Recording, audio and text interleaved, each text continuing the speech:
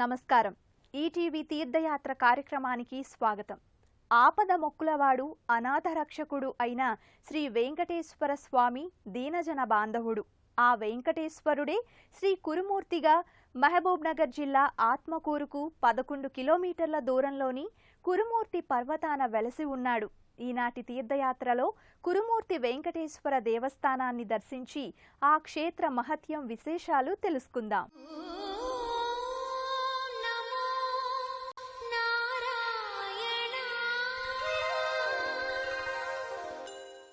శ్రీ వెంకటేశ్వర స్వామి మూలమూర్తి ఏదైనా, ఎన్ని రూపాలు మారినా కలౌ వెంకట నాయకః అని ఈ యుగానికి కావలసింది మాత్రం వెంకటేశ్వరుడే అని అశేష భక్తజనావళి విశ్వాసం. నేడు మహబూబ్ నగరుగా ప్రసిద్ధమైన పాలమూరు జిల్లాలో చిన్న చింతకుంట మండలం ఆత్మకూరు తాలూకా అమ్మాపురం వద్ద కొండలలో నెలకొన్న దైవం శ్రీ కురుమూర్తి వెంకటేశ్వరుడు.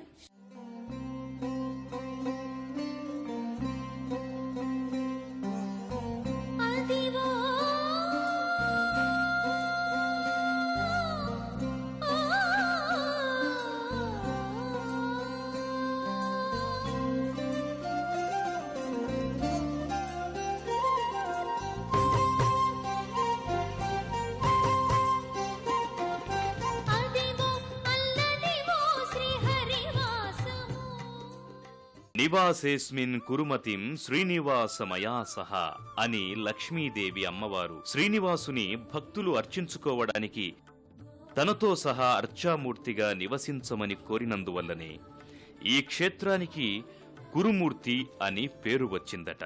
వాయుదేవునికి మేరు పర్వతపు పుత్రుడైన ఆనందగిరికి మధ్య వారి వారి బలబలాల నిరూపణకై వాదులాట జరిగింది.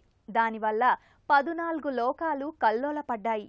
విష్ణువు తన కృష్ణావతారంలో ఆలపించిన వేణుగానానికి తన్మయుడైన శేషుని పట్టు సడలటంతో వాయుదేవునికి ఆనందగిరి పర్వతాన్ని ఆకాశ మార్గాన తీసుకెళ్లగలిగే అవకాశం దక్కింది.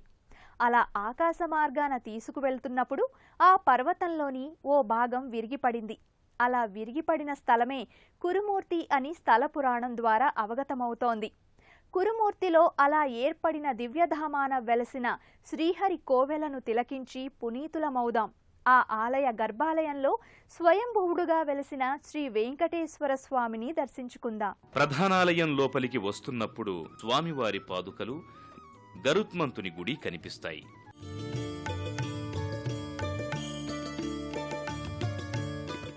తూర్పు వైపు నుంచి లోపలికి రాగా గరుడాళ్వార్ విగ్రహానికి మరోవైపు ఆళ్వారుల విగ్రహాలున్నాయి. విశిష్టాద్వైత ప్రవక్త అయిన రామానుజాచార్యుల వారు కురుమూర్తి స్వామికి ఆరాధనా కైంకర్యాలు వైష్ణవ సంప్రదాయానుసారం చేశారని చెబుతారు.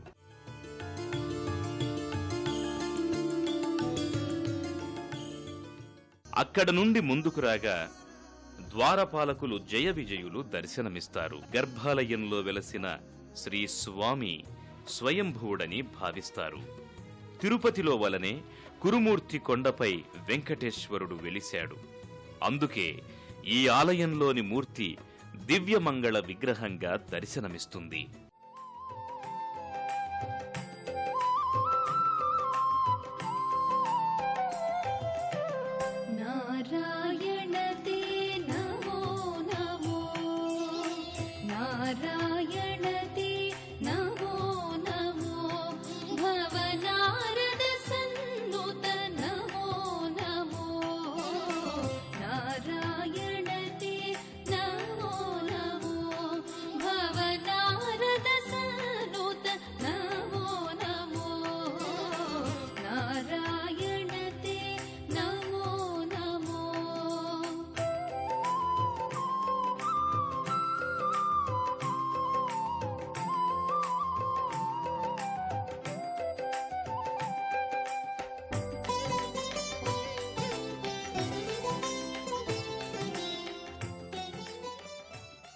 విశాల వక్షస్థలం, 4 భుజాలు, ఒక చేతిలో చక్రం, ఎడమ చేతిలో శంఖం, మరి ఒక కరయుగళంలో కటికి అధోముఖంగా ఎడమ చెయ్యి, మరొకటి భక్తులకు అభయమిచ్చే అభయహస్తం.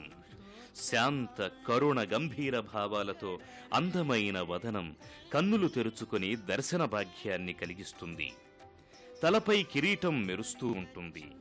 కాసుల పేరు కూడా దాల్చి దివ్యమంగళమూర్తి భక్తి తన్మయులను కావిస్తుంటారు.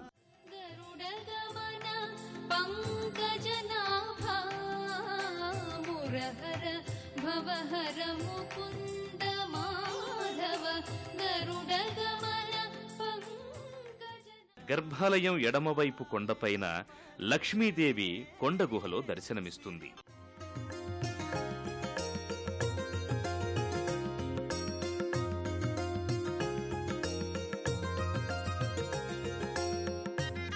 తిరుమల గిరీశుడుగా వెలసిన కలియుగ దైవం శ్రీ వెంకటేశ్వరుడు. ఆ స్వామి ఏ క్షేత్రాన వెలసినా అక్కడ కూడా తిరుమల తిరుపతి క్షేత్రమంతటి దివ్య తేజాన్ని ప్రసరిస్తూనే ఉంటాడు. దాంతో ఆ క్షేత్రాలు కూడా చిన్న తిరుపతులుగా వెలుగొందుతూనే ఉంటాయి. అటువంటి దివ్యప్రభతో విరాజిల్లుతున్న కురుమూర్తి ఆలయ ప్రాంగణంలో కొలువై భక్తుల నీరాజనాలందుకుంటున్న అనేక దేవీ దేవతలను కూడా దర్శించుకుందాం. మెట్ల మార్గంలో ఎడమవైపు ఆంజనేయ స్వామి గుడి ఉంది. ఎర్ర చందనం అలదినట్లు ఆంజనేయుడు ప్రకాశిస్తుంటాడు. ఆ గుడి దాటి ముందుకు వస్తే ధ్వజస్తంభాన్ని ఆనుకుని సుదర్శన స్వామి గుడి ఉంది. అక్కడే పాదమంటపం ఉంది. శ్రీపాద చిహ్నాలను భక్తులు దర్శించుకునే చోటిది. సుదర్శన చక్రంతో సరళ అలంకరణతో శోభాయమానంగా కనబడుతోంది. కురుమూర్తి ఆలయానికి ఎదురుగా ప్రాకారాలకు దిగువన చెన్నకేశవ స్వామి ఆలయం ఉంది. ఈ చెన్నకేశవుడు ద్వాపర విష్ణువని కొందరి భావన. మద్దిలేటి చెన్నకేశవ స్వామి ఆలయంగా ఇది ప్రసిద్ధం.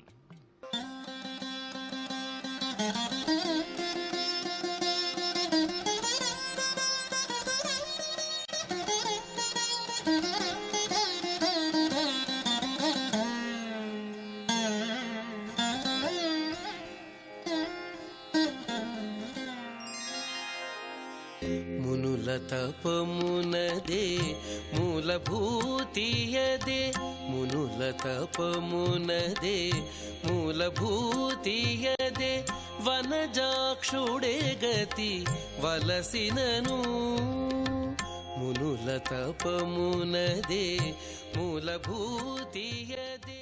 ఇది పూర్వం నుండి కూడా పురాణాంతర్గతమైన క్షేత్రమని కూడా పెద్దలు చెప్తుంటారు. ఇది స్కాంద పురాణంలో దూర్వాస దిలీప సంహాదము అని 9 అధ్యాయాలు కలదని చెప్తుంటారు.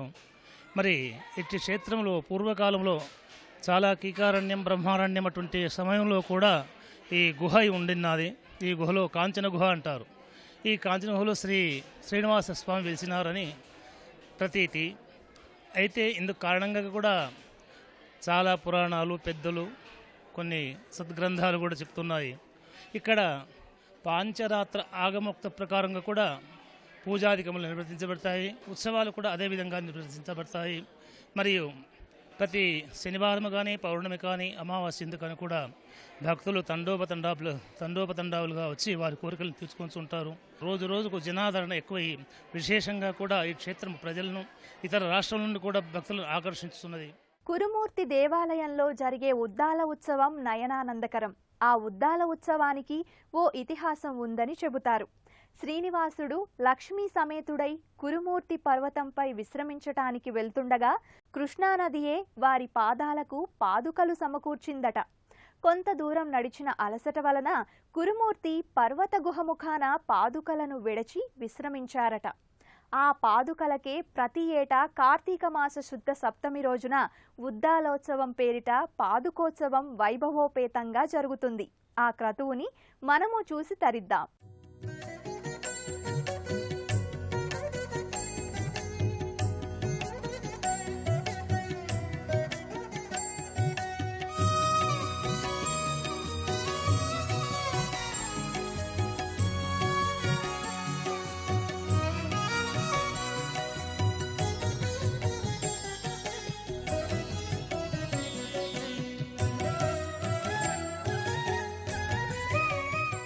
బ్రహ్మోత్సవాల్లో ముఖ్య భాగంగా కూడా కార్తీక శుద్ధ 10వ రోజున కళ్యాణోత్సవము మరియు పంచమి రోజున స్వామివారికి స్వర్ణాభరణ అలంకరణోత్సవము మరియు సప్తమి రోజున స్వామివారి ఉద్దాల ఉత్సవం అంటే పాదుకోత్సవము. మరి ఉద్దాలు అంటే చర్మంతో చేయబడినాయి కనుక అక్కడి ఉద్దాల ఉత్సవాన్ని కూడా వడ్డమాన్ నుండి అక్కడ ఉద్దాలు చేయించుకొని తీసుకొచ్చి స్వామివారి ప్రాంగణం యందు నిలిపి స్వామివారి చింతకు తీసుకురారు. ఆ ఉద్దాలను స్వామివారి ప్రాంగణంలో పెట్టి దానికి జలప్రోక్షణ చేసి తీసుకుపోయి ఉద్దాల మంటపము అని ఒకటి ఉన్నది, అక్కడ పెడతారు. మరి ఇది చాలా అత్యంత వైభవంగా చాలా భక్తజన సందోహంతో కూడి చాలా విశేషంగా కూడా జరుగుతుంటుంది. కనుక అందరూ కూడా ఈ ఉద్దాల ఉత్సవం చూసి కృతార్థులు అవుతున్నారు అని మరీ తెలియజేస్తున్నాం. జై శ్రీ. ప్రతి ఏటా కార్తీక మాసంలో జరిగే ఉత్సవాలకు భక్తులు పెద్ద ఎత్తున తరలివచ్చి స్వామిని సేవించుకుంటారు. ఉత్సవ కాలంలో ఈ ప్రాంతమంతా జాతర సంరంభాన్ని సంతరించుకొని కళకళలాడుతూ ఉంటుంది. కురుమూర్తి క్షేత్రంలోని ఒక ప్రత్యేకత ఉద్దాల ఉత్సవం. ఉద్దాల మండపంలోని పాదరక్షలతో భక్తుల విశ్వాసం మేరకు వారి శిరస్సును వీపును స్వామివారి చెప్పులతో తాటించి వారిచ్చే దక్షిణలు స్వీకరిస్తూ ఉంటారు. కోరిన కోర్కెలు తీర్చే కురుమూర్తి స్వామిని సందర్శించుకొని స్వామివారి పాదుకలు తాకగా శని తొలగి సర్వపాపాలు పోతాయని భక్తులు తమ దర్శనానందాన్ని వెల్లడి చేస్తారు.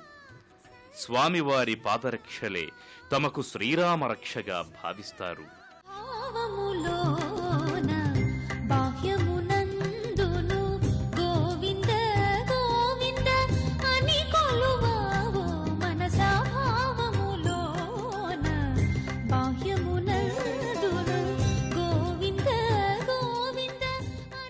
శ్రీ వెంకటేశ్వరుడు లక్ష్మీ సమేతంగా ఇక్కడి క్షేత్రంలో దర్శనమిస్తూ ఇది కూడా కలియుగ వైకుంఠమేనని భక్తులకు భావింపజేస్తాడు.